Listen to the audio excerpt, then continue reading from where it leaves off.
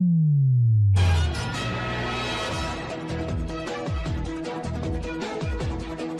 watching Sun TV, broadcasting to the world from studios in Providenciales in the beautiful by nature Turks and Caicos Islands.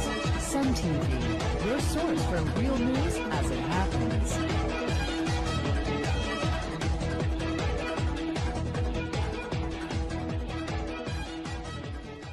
I'm Toddleen Dafferlin, and thanks for watching this edition of Sun TV News. The National Health Insurance Board, which is often at center of controversy, is celebrating its 4th anniversary this year with a whole range of activities to make the public more aware of the institution's role and function. During a press conference at the NHIB Salt Mills Plaza office on Tuesday, October 1st, Chief Executive Officer Zanita Burton said the whole idea behind the month of activities is to get the public to take ownership of the NHIB, which is the financing mechanism for healthcare in the Turks and Caicos Islands. Mistress Burton said she is excited about the anniversary celebration. It's a very exciting challenge for us. I mean, again, NHIP, we want to promote healthy living and healthy lifestyles. And so the view of the corporate fitness challenge is to get our corporate communities not only just in a competitive state, but a team building state where we say, okay, we're all going to interact, and we have a number of, not just track and field, but we have a number of exciting events. The NHIB CEO said there has been a significant reduction in the money which the TCI spends on overseas medical treatment because much more patients are being treated locally.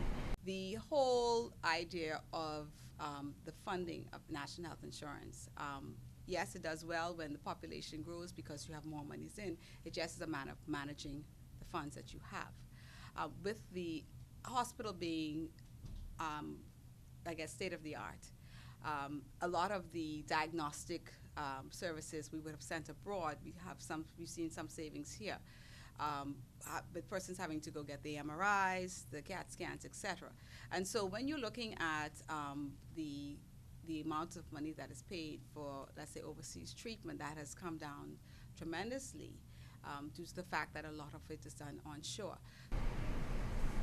In recent times, there have been reports about the possibility of an amnesty being granted by the NHIB for those businesses and persons who are in arrear. However, Mrs. Bruton said that an amnesty is not being considered, and she encouraged those who are behind in their NHIB contributions to pay up immediately.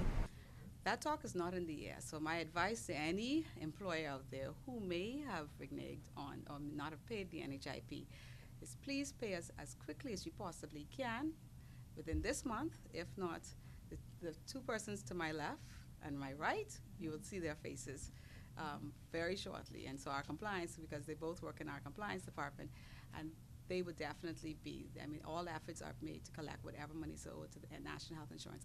Bruton told the press conference that NHIB has an extremely important role to play in saving people's lives, and that despite the criticism which they sometimes receive, they do their best to help those in need. The NHIB CEO becomes very emotional when she recalls an encounter with a patient which was a life-changing experience. I always tell the story of the mother who I met many years ago, and she thanked me. This was prior to me coming to Turks and Caicos, working in national health in another country. And she came up to me and she said, I want to just thank you. And I said, why are you thanking me? And she said, you know, I don't have to worry between feeding my children and buying my medication. And the woman looked very, very sick. And I had a doctor with me, and I had the doctor checked out. The doctor said to me she was at least an hour away from a stroke, and she had 5 children. And she came to me and she said, you know, I have to pay I cannot afford to feed my children, and I have not bought my medication in about 6 months. And I was a mother, and I vowed that I would always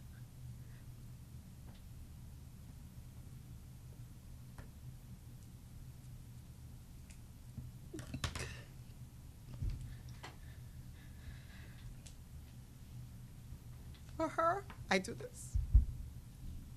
this is the reason why I do this. And this, for me, this NHIP is so important, not for those who can afford it. It is for that mother who cannot afford it, who would have probably died and left her 5 children an orphan.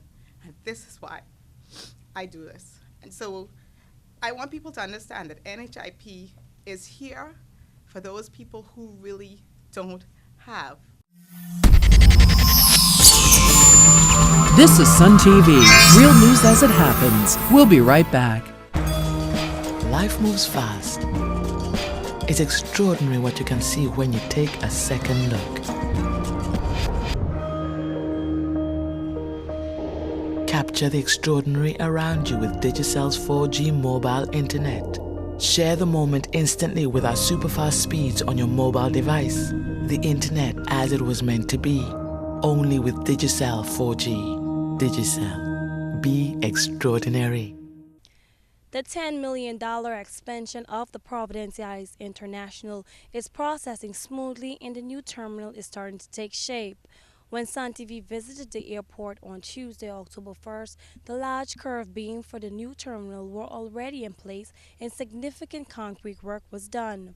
A new protected fence was erected to facilitate additional work on the western side. On the inside, work has started on the new bathrooms, after which the existing domestic bathroom facilities will be removed.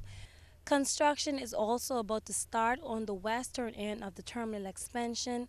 This will require an expansion of the air-conditioned terminal and slight changes in the traffic flow.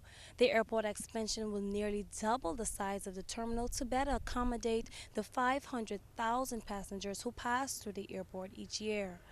Work is expected to be completed in 2014, and passengers will be able to enjoy expanded counter areas and check-in facilities, additional bathroom facilities, larger retail space for shop and restaurant, and improved medical amenities. Sun TV will continue to keep you updated on the renovations. I'm Tadleen Dafferlin. Emergency service at the Providenciales International Airport were thrown into a state of high alert on Tuesday, October 1st, when a small plane was forced to make an emergency landing there. Officials from the Turks and Caicos Islands Airport Authority and the Red Cross told Sun TV that the flight with 2 persons on board originated in Massachusetts and was destined for Puerto Rico. At the time of the distress call to the Provo Air Center, the flight had just left Exuma in the Bahamas when it had made a stop after leaving Florida. John Smith, Chief Executive Officer for the TCIAA, said that the plane landed without incident. According to him, the distress call was made after the pilot detected an engine leak. Smith said the necessary preparation was made on the ground for the landing of the craft in case those on board were at risk. Shortly after landing, the plane was taken to the private Provo Air Center hangar, where the necessary assessments were carried out. I'm Tadleen Dafferlin reporting for Sun TV News from Providenciales International Airport. Well, that's our Sun TV News brief for today. Join us again tomorrow when we bring you real news as it happens directly to your computer, mobile device, or smartphone. If you know anyone traveling overseas who would like to keep up with what is happening in the Turks and Caicos Islands, get them to email us at sun@suntci.com so we can add them to our mailing list to get Sun TV News. I'm Tadleen Dafferlin. Thanks for watching.